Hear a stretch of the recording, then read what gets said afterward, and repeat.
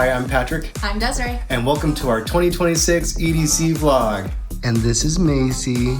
She's sad again this year that she's not coming. I hope right now you are watching this, getting ready for your EDC or whatever festival you're going towards. Or if this is something you wanted to watch to kind of learn more about it and figure out if you want to camp or go to a hotel, you're in the right spot. This is our third year camping, and we are convinced that camping is the only way to go. So this is our setup. We are leaving from Albuquerque, New Mexico. Our goal is to get to Kingman, Arizona this evening, if we can hopefully get there in time. If this is your first time going by RV or trailer, we're gonna actually show you our packing and give you some tips here in a minute.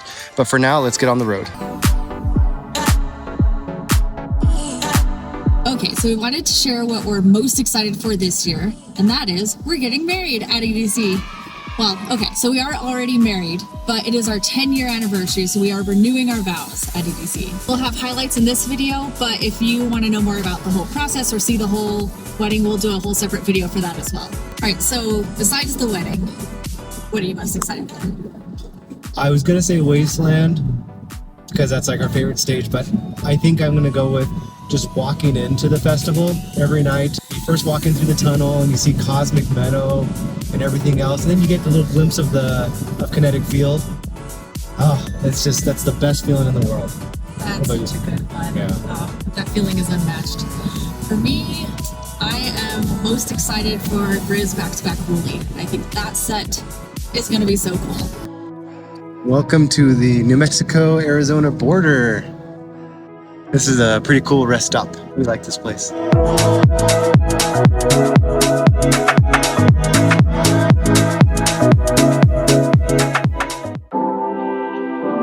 Good morning. We are in Kingman, Arizona, and we spent the night at the Fort Beale RV Park. So I just wanted to show you this place. If you guys are ever coming from our area, from the southwest sort of area of the United States, it's a nice little spot. All right, here it is. Nice little RV park. They keep it up nice. There's a little pool over here. And then of course the actual park is over here.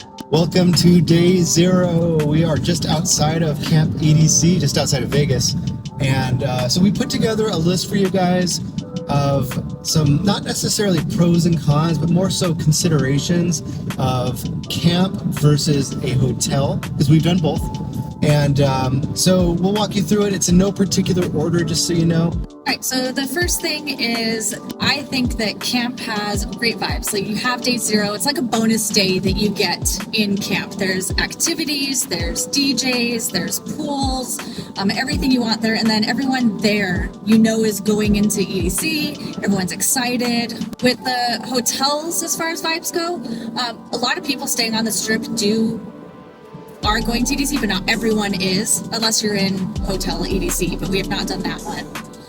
But you do have access in a hotel to the pool parties that are on the strip and some of those club DJs, but you do have to get entrance into those. So you still get vibes on the strip or in a hotel, just not to the same degree as camp. All right, so food for camp. I personally feel it's a pro because I like that for food at camp, it's a lot cheaper, that you can just bring your own stuff and choose what you want. At the hotel, now when we did hotel, we actually brought like a bunch of ramen, and we brought a little electric stove and all that, and a pot to heat water and all that. So it did save us money, but we were limited to that, or we'd have to go downstairs to the lobby. And when you do that, there's guaranteed like huge lines for Starbucks and things like that. So transportation, I think camp is a huge pro. The biggest pro, I think. Yeah, for sure. We did the one and only shuttle. We did not do the official EDC shuttle. Yeah, one and only. And now, which was great. To them, to their credit, they were awesome. It was a great, fun vibe. The people on the bus were great. I get bus sick pretty bad. And I remember getting sick on the bus both times, and I was even taking like Dramamine and stuff, and that's kind of unique to me, obviously, but it is a consideration if you don't do well on buses. Plus, the other thing is you're just dead tired at the end of the night, and you have to wait in a line to get on the shuttle, and then you have to sit in that thing, and it's the last thing you want to do. Whereas when you're in camp, you just walk to your trailer, and yeah, it's like a 10-15 minute walk, but I mean, that's not bad at all.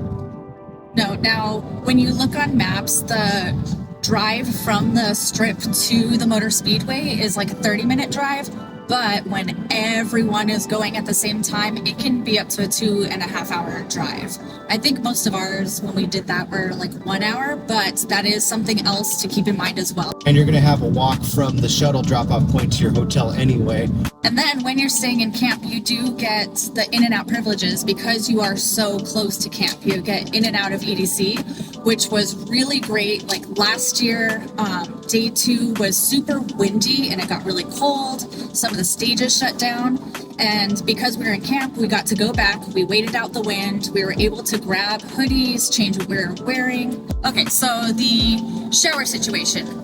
With camp, if you have a trailer RV, you do have a shower in there, but you're probably not going to want to use that. You have a limited amount of water in a storage tank, and you'll go through that pretty quick, especially if you're showering, and it'll fill up that gray tank, which is where all that excess water goes, pretty quickly as well. Which then brings me to the camp shower situation. They are portable showers, and on days 0 and 1, they are okay. Days 2 and 3, they get a little sketchy. You'll definitely want shower shoes. You don't want your feet touching that water. They're fine and they do what they need to do, but that is, I would say, the biggest pro of staying in a hotel. You get your own shower. It's most likely going to be clean.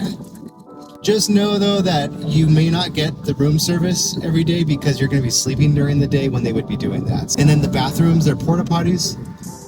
There are some actual like brick and mortar bathhouse type things that have stalls, but there's not very many of those and they're not any better. So definitely, you know, so what we do is we'll use our bathroom in our trailer half the time. And with 2 of us, our black tank doesn't fill up really. So worst case, we could use it all weekend. If it fills up, then we can start using the bathrooms at camp. But so far we haven't had it fill up yet. And then something else to be aware of in camp is that there's music going all the time. There's music in the mesa, the main area, there's DJs, but then a lot of people will bring their own music and be playing that on loudspeakers. So it can be noisy. You'll definitely want earplugs if you're staying there.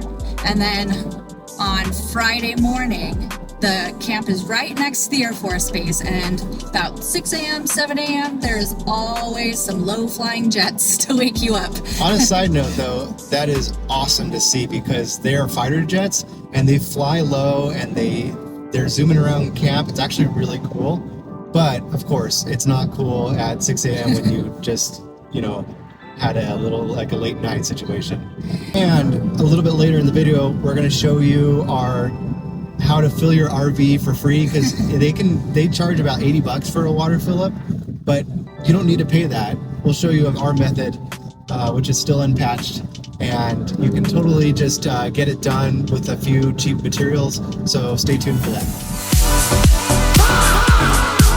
We just got off the highway and usually there's a line of RVs already. We pulled right up to security, no line this year. So we're just sitting in the RV line, but as usual, security was a non-issue. But here in a second, we'll still show you our top 3 spaces to hide things if you need to in the travel trailer.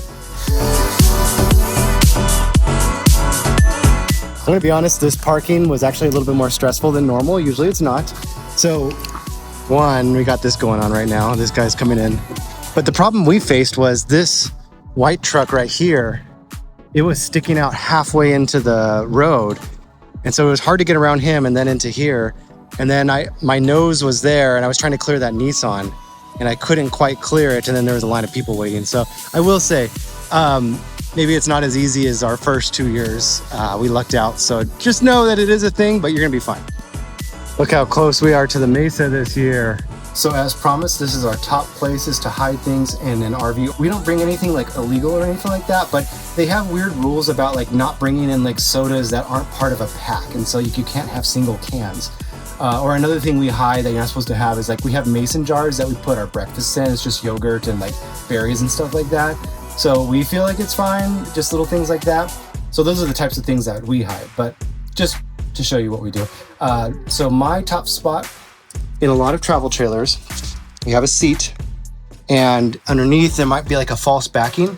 And many times this comes up, there's that false wall, and you have your water tank, and you can put stuff right next to it. And they never have checked this so far yet. So just be careful with putting like heavy things next to it. Maybe do it like as you're pulling up to the area of EDC. You don't want to be towing for like hours with heavy things, bashing up against your water tank. For smaller things, you could use like in here if you wanted. With a trailer RV, they've never checked our under storage. There's a lot of storage on the side that goes under. And I would say just put something in the middle of that, maybe something on the edge. But they've never checked that. And if you're in a trailer, they've never checked inside our car either.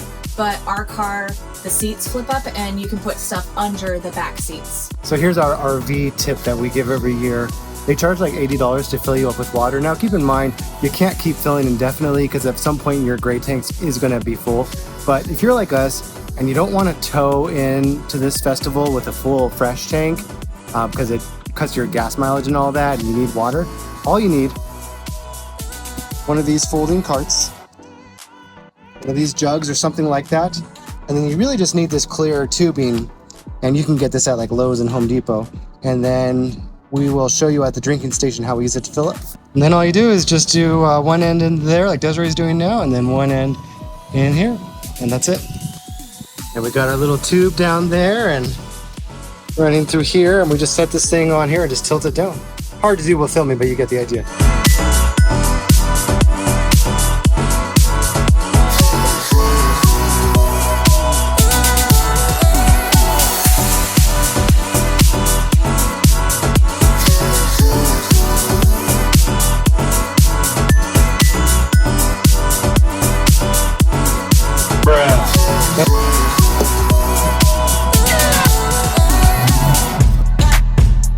Oh no.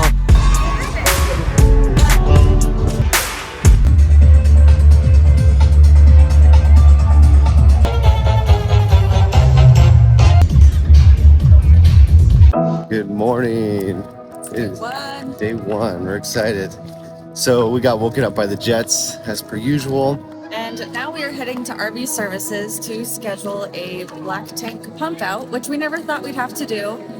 We dumped our black tank yesterday morning, and for some reason it is saying it is still full.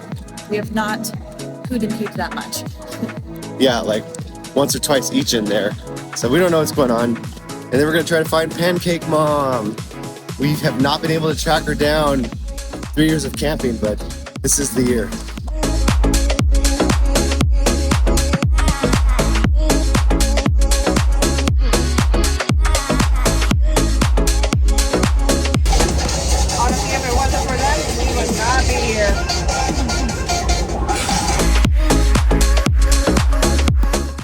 All right, day one, we're heading in. So we got our black tank flushed, and it turns out it's the infamous poop pyramid. So if you Google that, it's a thing that happens in travel trailers and RVs when you don't add enough water to your black tank, and your poop just builds up in a pyramid, and it kind of dries out a little bit, and it gives false readings on the tank. So that's why we thought it was full. It's not. They pumped it out. Yeah, let's say it was $85 for them to pump it out. And they did it while I was napping. Desiree heard it, I guess, and it was worth it to know. But yeah, keep lots of fresh water in your black tank. Just dump a bunch of water down your toilet, or your used sink water if you can capture that, and keep it nice and saturated so that you don't have that happen. All right, this year for security, there was basically no search, and I have a stool, which are technically not allowed, but they always allow that through. But yeah, they didn't really do anything. They just smiled at us. Yep, didn't look at bags, nothing. Our favorite part. Damn, circuit grounds is big.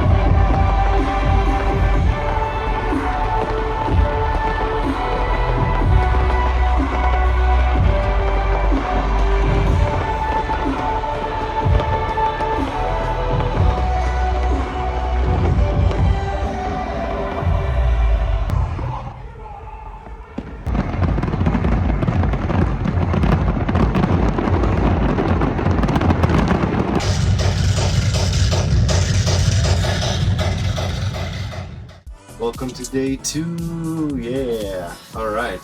So we wanted to give you a quick recap of the changes and things around the festival. The vibes were great. I mean, lots of really kind people around, great music. Most people going through the crowd were saying excuse me and sorry, which was great to see. So let's get into stages. So what was your take on the main stage? Really cool. However, in our 4 years being here, I feel like it's my least favorite of the 4. But that doesn't mean it's bad by any means. I mean, it's really cool, kind of like the steampunk feel to it, but it seems small compared to previous stages, I feel. What do you think? Definitely smaller. I don't feel like it tied in with Kinetic Journey, which is the theme. I don't get it at all. Which was the theme of this year. And I never want to be in a position where I say I'm not impressed by one of the amazing stages that they have here. But yeah. I think 2024, the Cathedral stage, was my absolute favorite one ever. I'd agree with that. Which was like a reimagining of the 2014 Cathedral stage. Bionic Jungle's the same. Yeah, Neon Garden had kind of different Quantum Valley designs. had a face on it now. Right. So Quantum Valley had, and you know, it's like the new thing this year, every stage has a face. So Quantum Valley had a face, but other than that, it felt the same. Yeah, Neon Garden had the same look, but the designs usually go like linearly. Yeah, it's very linear and geometric. And this time it was kind of swirly, which was a cool change, but nothing major there. Yeah, I actually thought that was a really cool addition to Neon Garden, personally, and would have liked to have spent more time there for sure. Yeah. And that brings us to Circuit Grounds, huh? Yeah. This is my favorite Circuit Grounds so far, by far. It was really cool. Same. Big screens in the front, and then the screens on the side per usual, but just the mega screens really draws you in. Yeah, and the height of the stage too. And it definitely had some height to it. It was like the tallest stage, I'd say by a lot. So yeah, it definitely was very immersive. And we this year on the right side of the stage, we can go almost up to the front for all the sets we saw, which was great. So yeah, love Circuit Grounds. My favorite year as well. And Circuit Grounds, I'm usually kind of lukewarm on in general, but this one was like really cool. So yeah. And then Base Pod. Base Pod. So they actually switched Circuit Grounds and Base Pod location this year, which probably made no difference. The Base Pod design was new this year, and it's really cool. I really liked the design. They took away like the industrial look, but it has big screens, which I really liked. But it's hard to get in the area to see it at all because it was so crowded always. So yeah, it has a face now as well. So that was cool. I don't know if they changed anything with the sound, but I felt that the subwoofers had just such a stronger like depth and presence, and so I don't know if they upped that or if I'm imagining it, or it could have been where we were standing, but I felt like it was actually just a lot better sound as well. So that was great, but yeah, just overly crowded, and that's just, I don't think there's any winning place to put Base Pod except for possibly outside the Motor Speedway. So yeah, it's always gonna be a huge crowd. But yeah, that was the most crowded spot of the night, was getting between and around that whole area. Yeah. So so Wasteland, that one was a total redesign as well, and I like it. I do miss the old Wasteland. I like the kind of towering up in the middle, shipping container look, but I'm actually pleasantly surprised. I thought they did a good job of keeping in the spirit of Wasteland. My fear going into this was that they were going to put too many screens all over the place for Wasteland, when it's supposed to be this like industrial, dystopian. Yeah, it's supposed to be like a dystopian looking post-apocalyptic place, and so there wouldn't be a lot of screens in that. And so yeah, they actually did a good job. There's like one screen bar thing that runs along the shipping containers, but the rest of it is just the containers. And yeah, we need to spend more time there tonight for sure. Yes. Yeah, now that it's actually hardstyle. Yeah, now that it's actually hardstyle. I mean, we love hard techno too, but we are all about the hard styles. Now that we've talked about all the stages, what were your highlights, or what was your favorite part of night one? Definitely Wooly. And I don't know, he always brings the energy, and the drops are epic, and the coordination with the lights. It's always kind of sad though. I was thinking about like, there's not much you can do, but the laser effect outdoors is never quite the same as it is indoors. And we've seen him in Albuquerque where we live, And when the lasers are right there and they have the fog going on an indoor venue, it's like impressive, but still amazing. Still could see them, but there's some drops, especially at the end when he ends with that M83 song. Every time there's a big moment where it hits with the lasers, and it's so beautiful. And it was cool last night too, but overall though, just really good set. Lots of energy. Loved the music. I think that was by far my favorite. What about you? As far as the set goes, I'd have to agree. Wooly was just absolutely incredible, and yeah, just the graphics, the lasers, the way it all works together. Awesome show. But I did have a moment at the end of Kaiwachi with Hollow. Loved that song. So good. I was so glad I got to see that. Yeah, Kaiwachi was cool at the end. So for tonight, we are gonna get ready now and head in there. We are getting married. So like we mentioned earlier, we are already married, but this is our 10-year anniversary. So we are celebrating it here at EDC. And for this particular video, we're gonna show you just the highlights, because we know that some of you guys might just be kind of hyping up for the overall experience. But we'll be releasing a separate video just about the wedding as well. So if you are interested in learning more about the details of that and seeing kind of the behind the scenes, make sure you look out for that coming up on our channel soon. One more thing, a big highlight from last night that we forgot to mention earlier. We got recognized by one of you guys, and that was awesome. That has never happened to us. We have tens of subscribers. So we've just never, that was so cool. One of you guys came up and said hi to us at Circuit Grounds, and it was just really neat to see you. So yeah, thanks. And if you guys see us out in the wild next year, come say hi. That's awesome.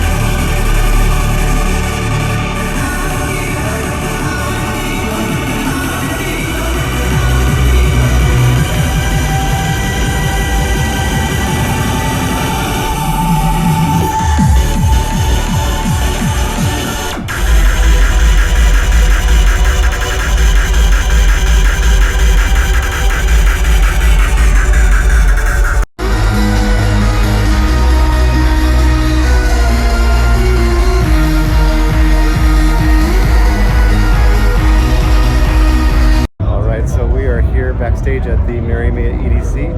So when you check in, you get a little area over here you can get ready in. This is the little getting ready room, like staging room, and then they have some hairspray and things like that, some wipes, and they have little rings if you don't have rings.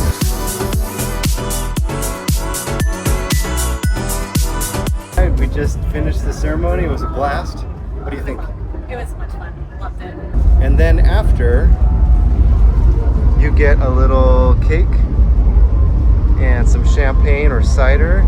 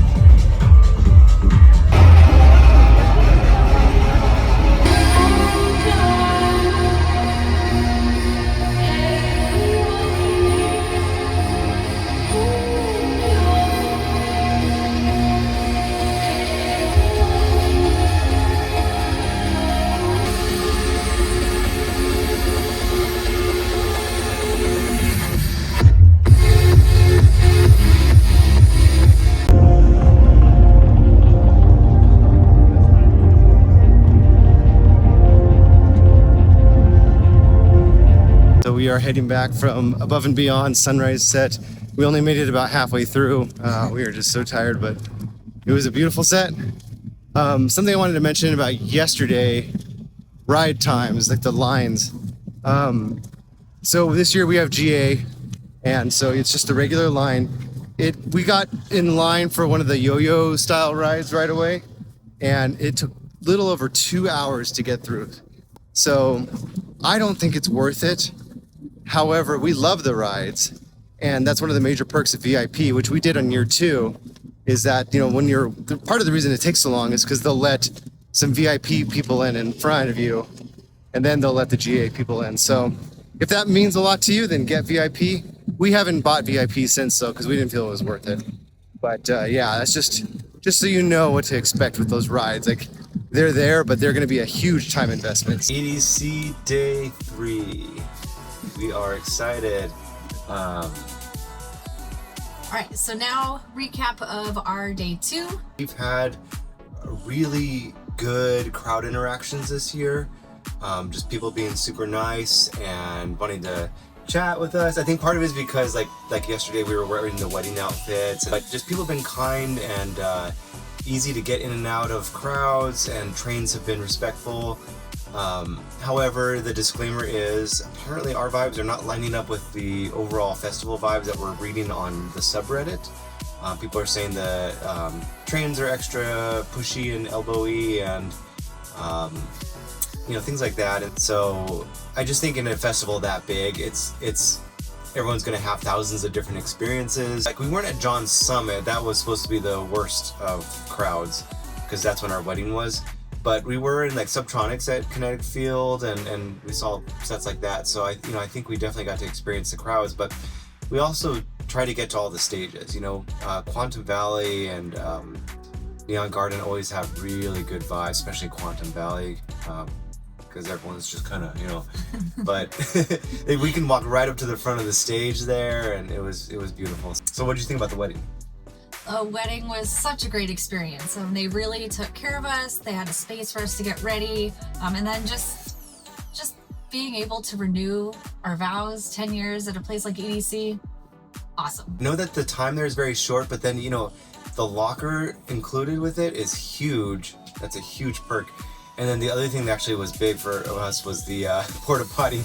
You get your own bathroom that's right there in downtown EDC. All night you can just access that. And it's stocked. It's clean compared to the other porta potties. Yeah. Okay, so favorite set of the night? 3, 2, 1. The Saints. That was so fun. Oh my God, they had so much energy. Yeah, the crowd and the DJs, absolutely incredible. It was insane. Yeah, there was one guy that was like hyping up on the microphone. The other guy was just standing up the whole time, and then the music they were just relentless with the drops, and it was so fun. So Subtronics was also another notable set. We absolutely loved it. And then recently he's been doing the Frank Sinatra My Way sort of thing, and then it was a huge drop. It was amazing to see and hear that live. So fantastic. And for me, I really enjoyed seeing Carnival. It was really awesome to see him back on the EDC stage. I had never seen him before, but he was one of the first DJs I got into, like, long time ago. So it was just kind of really cool to be able to see him. Yeah. So yeah, we made it to the Above and Beyond Sunrise set. We only made it halfway through though, because I was tired, but we both were tired. Yeah. But we really wanted to see that, and it was great. It was beautiful, and just really nice to see them. And yeah, you start seeing that daylight though, it's like, oh, we need to go back. And then now it's day 3, and it is so windy. People in camp are putting away their canopies, there's flags flying everywhere. So we're a little concerned about what that might mean for tonight.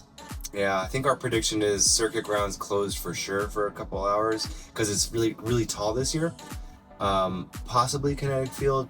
I don't know though, it's not that tall, but circuit grounds. Yeah. We walked outside and it was frozen already, and it's supposed to be in the low 50s tonight by the end. And so sweatpants and sweatshirts it is. Yep.